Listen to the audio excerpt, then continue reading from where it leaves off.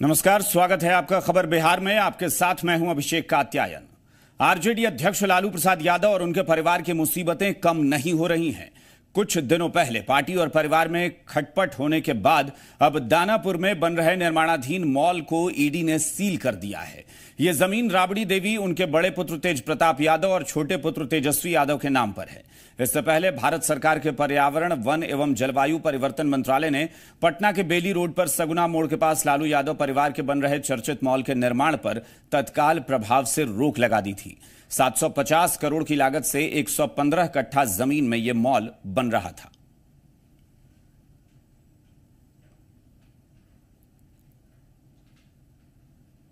तो बिहार का यह सबसे बड़ा मॉल यहां बनने जा रहा था और इस पे हालांकि निर्माण कार्य जो है वो काफी समय पहले रोक दिया गया था और अब इसे सील कर दिया है ईडी ने।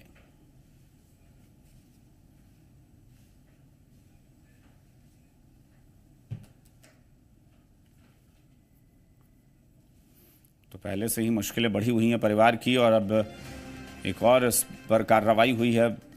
निर्माणाधीन मॉल पर 115 कट्ठा जमीन है जहां पर ये मॉल बन रहा है, यानी 5 कट्ठे से ज्यादा, 6.25 कट्ठे जमीन, माफ कीजिए 6.25 बीघा जमीन पर ये मॉल जो है वो बन रहा है। सोचा जा सकता है कि कितना बड़ा मॉल है, क्योंकि बिहार का ये सबसे बड़ा मॉल है और लगभग 750 करोड़ रुपए बताया जा रहा था कि इसमें खर्च होंगे। 750 करोड़ में ये मॉल बनकर तैयार होगा, लेकिन अब लगभग 6 बीघा जमीन पर बन रहा ये मॉल अब अधर में लटक चुका है। चलिए रुख करते हैं अगली खबर का। बिहार की सियासत में इफ्तार पर तकरार का सिलसिला तेज होता जा रहा है। डिप्टी सीएम सुशील मोदी ने इफ्तार पार्टी दी तो महागठबंधन के नेता लापता हो गए और जब जेडीयू ने इफ्तार का न्योता भेजा तो आरजेडी ने अजीब शर्त रख दी। इधर जीतन राम मांझी की पार्टी ने इफ्तार की दावत रखी है, लेकिन मेहमानों की लिस्ट से पासवान परिवार का नाम गायब है। इफ्तार पर सियासत की रफ्तार,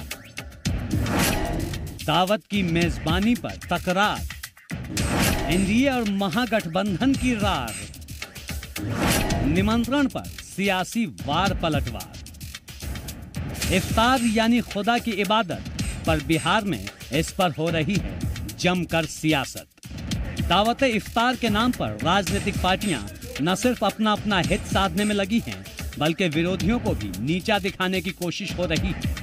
जीतन राम मांझी की पार्टी हिंदुस्तानी अवाम मोर्चा ने इफ्तार की दावत रखी तो बीजेपी से लेकर आरजेडी और कांग्रेस तक सबको न्योता भेजा। यहां तक कि उपेंद्र कुशवाहा को भी निमंत्रण दिया,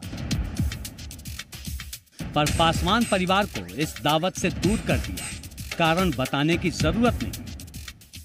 एनडीए के भी नेताओं को हमने, उपेंद्र कुशवाहा जी को, सुशील मोदी जी को, आदरणीय नीतीश कुमार जी को, सभी को हमने भेजा है, क्योंकि ये कोई पार्टी स्तर पर नहीं है, एक सामाजिक सौहार्द का विषय है। पहले बॉल तो उनके ही पाले में था जब वो लोग आने से इनकार किया, और हमारे नेतृत्व को फैसला करना है कि क्या करेंगे।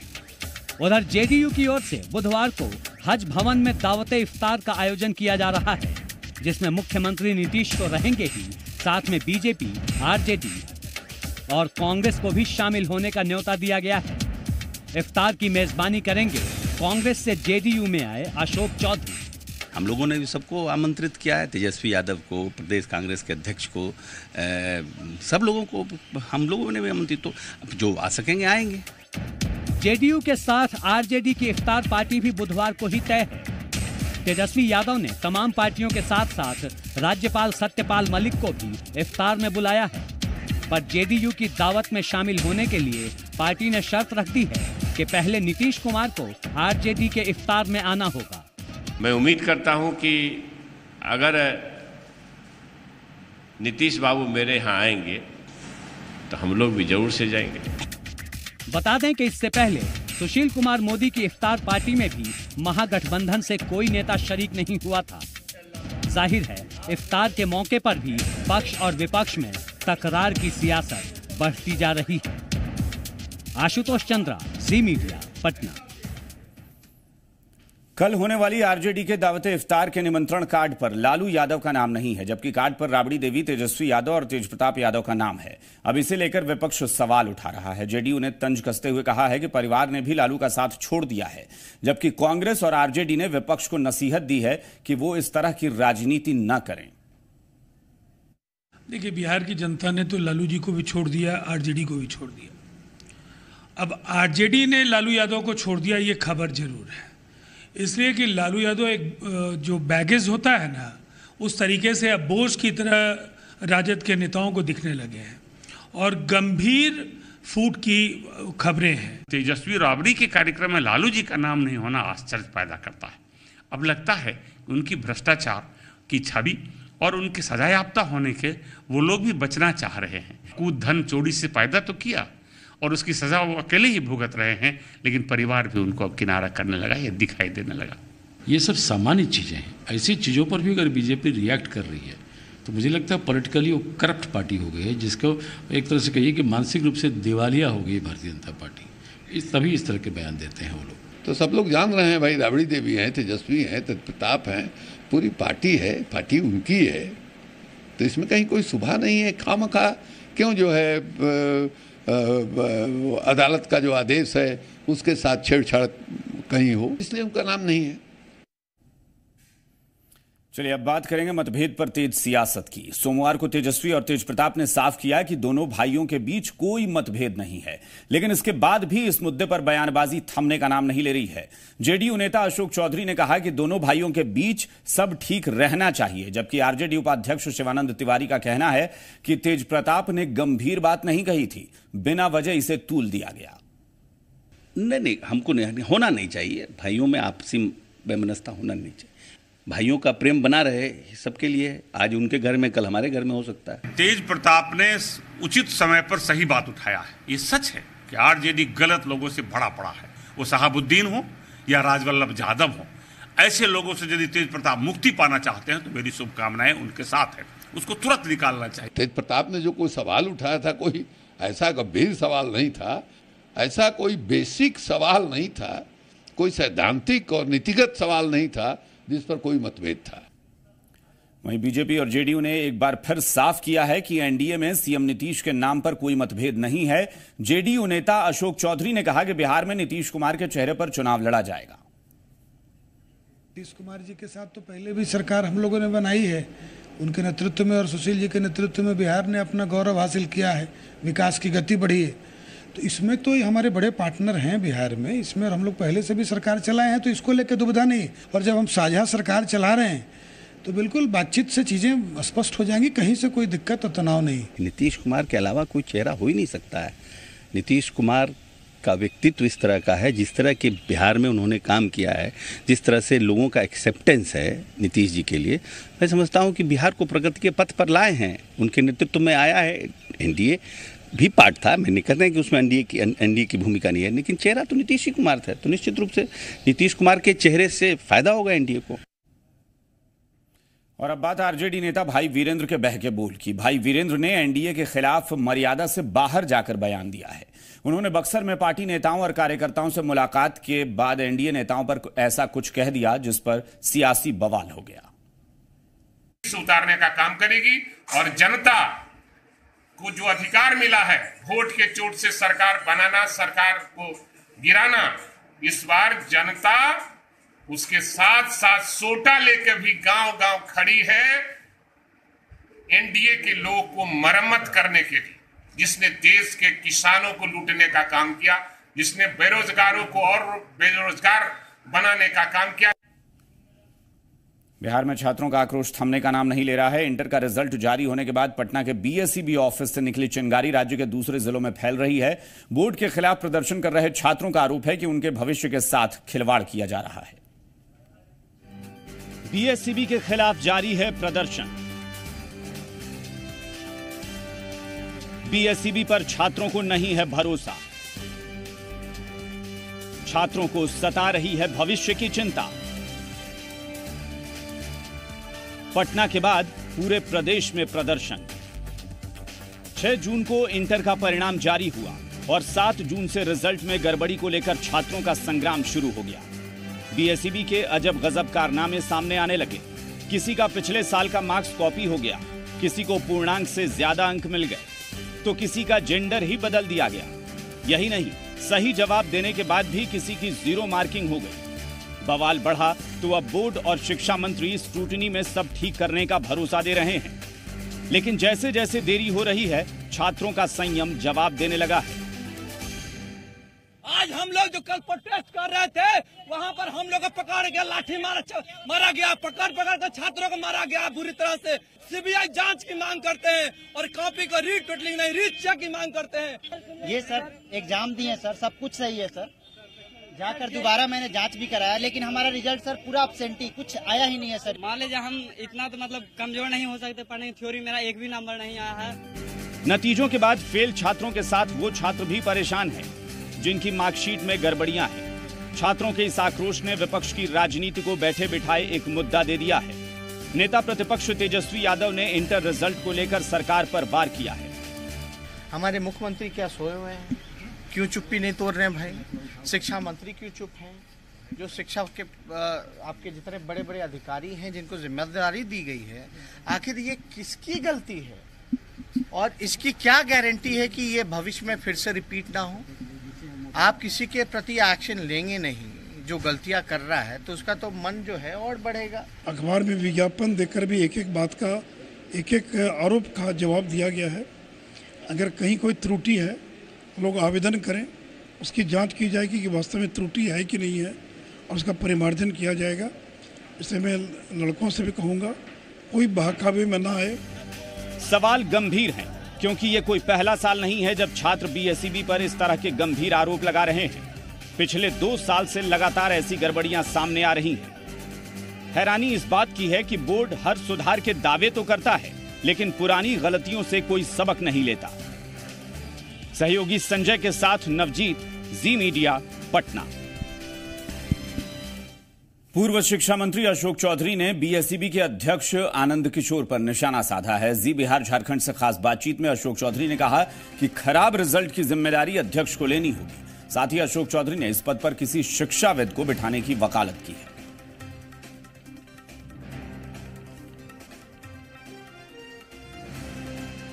जो भी इस तरह के स्कूल एग्जामिनेशन बोर्ड में जो शिक्षा जगत से लोग good administrator, they should be, हमको लगता है वो होना चाहिए। कोई आइडिया ही नहीं है। बार बार ओएमआर शीट का समस्या हो रहा है। लास्ट ईयर भी ओएमआर शीट का समस्या हुआ। किसी को आपने देखा है प्रैक्टिकल में 2 नंबर आते हुए?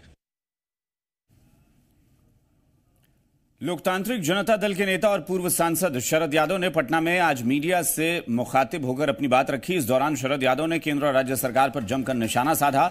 शरद यादव ने बताया कि राज्य के सभी जिलों में उनकी पार्टी के जिलाध्यक्षों का मनोनयन हो चुका है। साथ ही शरद यादव ने पूर्व प्रधानमंत्री अटल बिहारी वाजपेयी के जल्द स्वस्थ होने की कामना भी की।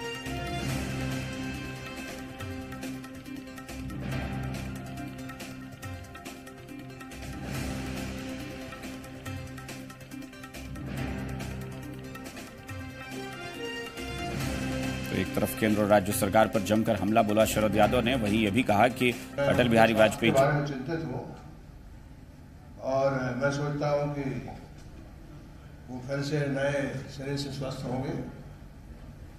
तो एक तरह से कई वर्षों का और बहुत साथियों का, तो मैं वहां से खबर लिया था तो वो एम्स में भर्ती है और थोड़ा सुधार भी हो रहा है।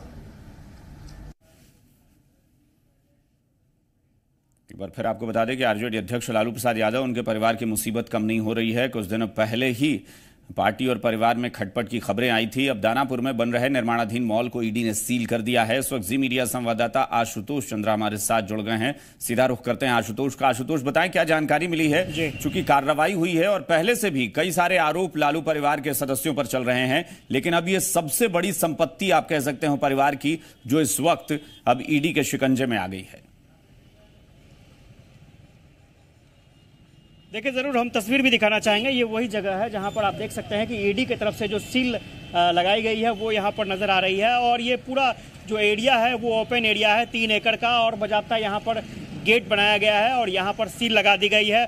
दूसरी तस्वीर हम दिखाना चाहेंगे आपको, खासतौर पर यहाँ पर IT डिपार्टमेंट की ओर से, इनकम टैक्स डिपार्टमेंट की ओर से यहाँ पर एक ज़ब्ता बोर्ड लगाया हुआ है और पूरा डिटेल्स जो है वो यहाँ पर दर्ज किया गया है। क्योंकि ये मामला था IRCTC में, दो होटल जो थे, एक पुरी में था और रांची में एक होटल था, उसको देने की बात थी लीज पर, और कोचर बंधुओं को ये होटल दी गई थी। उसके एवज में कोचर बंधुओं ने यही जमीन जो थी वो प्रेम गुप्ता, जो RJD के सांसद थे, उनकी पत्नी के नाम पर, सरला गुप्ता के नाम पर डिलाइट कंपनी को दी गई थी। और बाद में डिलाइट कंपनी ने 2005-06 में लगभग 65 लाख रुपए के आसपास ये कंपनी जो है लालू प्रसाद यादव को दे दी। हालांकि मूल्य इस जमीन का काफी ज्यादा है, लगभग अभी सर्किल रेट की बात करें तो 44 करोड़ रुपया सर्किल रेट इस जमीन का है। और जो मॉल बनना था वो लगभग 750 करोड़ रुपए के आसपास का मॉल बनना था। लेकिन अब ईडी ने इस प्रॉपर्टी को जब्त कर लिया है और ये कम से कम लालू परिवार के लिए, चूंकि तेजस्वी यादव,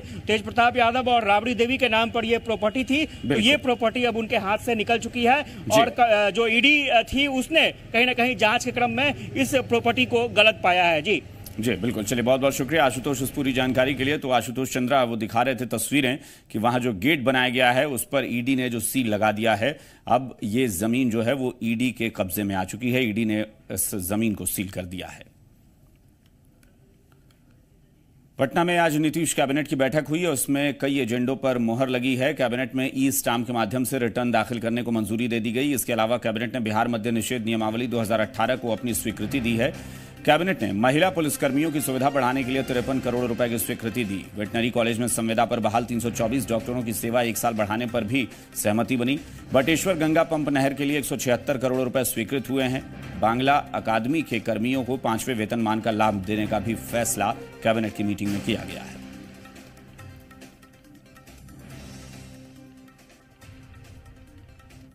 बिहार से इन दिनों लगातार ऐसी तस्वीरें सामने आ रही हैं जिससे न सिर्फ बिहार बल्कि पूरे हिंदुस्तान को शर्मसार कर रही हैं तस्वीरें। बेशर्मी की सबसे ताजा तस्वीर नालंदा से सामने आई है। 5 बदमाशों ने सरेआम एक लड़की के साथ छेड़खानी की। लड़की और उसके दोस्त के साथ मारपीट की गई। आखिर कब तक आएगी ऐसी तस्वीरें? आखिर ये हैवानियत कब बंद होगी? जरा इस लड़की की चीख पुकार सुनिए। खुद को बचाने की गुहार लगाती इस लड़की की बेबसी समझिए। 5 हैवानों के चंगुल में फंसी ये बेटी फरियाद कर रही है। इन तस्वीरों को देखने के बाद आप सोचने को मजबूर हो जाएंगे कि आखिर हम किस समाज का हिस्सा हैं। बिहार से एक बार फिर शर्मसार करने वाली तस्वीरें सामने आईं। एक बार फिर शैतानों ने सरेआम एक लड़की से छेड़छाड़ की। साथ ही बदमाशों ने इसका वीडियो बनाया और इसे सोशल मीडिया पर वायरल कर दिया। वारदात नालंदा जिले के हिलसा थाना क्षेत्र की है।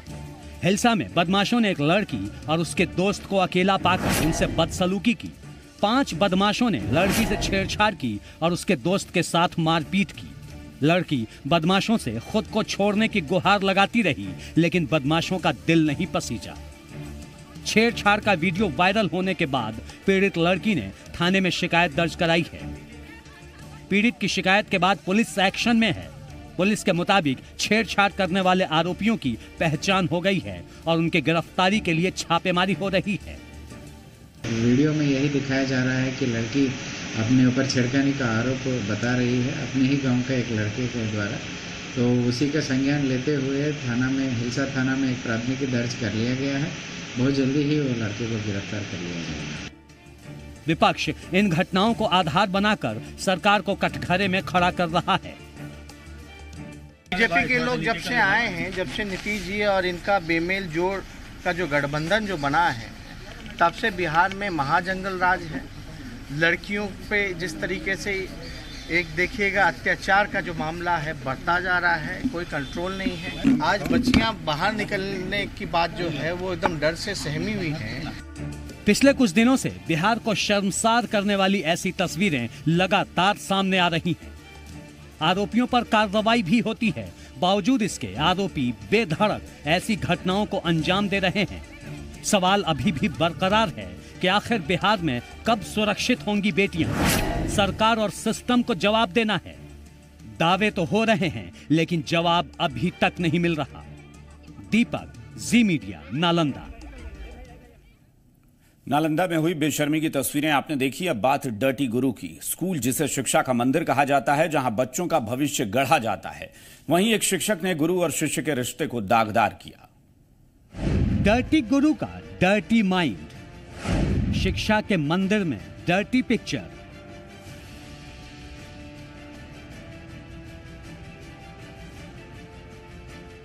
एक बार फिर शिक्षा के मंदिर को तार तार किया गया है। तस्वीरें बगहा की हैं, जहां शिक्षक ने 5वीं की छात्रा के साथ घिनौनी हरकत को अंजाम दिया। डर्टी गुरु गुड्डू पटेल फॉर्म भरने की बात कहकर छात्रा को उसके घर से ले गया, फिर स्कूल के कमरे में बंद कर दरिंदगी की हद पार कर दी। 20 रुपया दे के हमारे भाई खुल के भूलिया देना, दोसर ले आने के भेज देना है। वो चल गया था का नाम चक्की जो हो रहा ले जाके आपको इला क्लास में बिठा के हमारे घटना को अंजाम देने के बाद आरोपी शिक्षक मौके से फरार हो गया, जिसके बाद लड़की को अस्पताल में भर्ती कराया गया। सूचना मिलने के बाद पहुंची नौरंगिया पुलिस ने घटनास्थल से शिक्षक की बाइक और चप्पलें बरामद की और पीड़िता के बयान पर FIR दर्ज कर ली है। लेकिन परिजनों का आरोप है कि 24 घंटे बीत जाने के बाद भी मेडिकल नहीं कराया गया। इसके अलावा मामले को रफा दफा करने के लिए भी दबाव बनाया जा रहा है। मास्टर साहब बच्ची को घर से बुला कर ले आए, मोटरसाइकिल पर बैठा कर ले आकर स्कूल में कि फार्म भरना है। ठीक है सर, तो यही बुला कर ले आए। उधर पीड़िता का बयान दर्ज कराने के लिए जब उसे बगहा कोर्ट लाया गया, तब पुलिस और स्थानीय लोगों में जमकर झड़प भी हुई। हालांकि काफी हो हंगामे के बाद जांच में जुटे अधिकारी ने कैमरे के सामने आकर कार्रवाई का भरोसा दिया। गिरफ्तारी भी नहीं हुआ, 50 के लिए हो रहा है, कार्रवाई जारी है, छापेमारी हो रही है, छापेमारी हो रहा है, कार्रवाई जारी है। शिक्षक बताया जा रहे हैं पेशे से। हाँ, शिक्षक बताया जा रहा है। इन खबरों के साथ इस बुलेटिन में फिलहाल इतना ही। नमस्कार।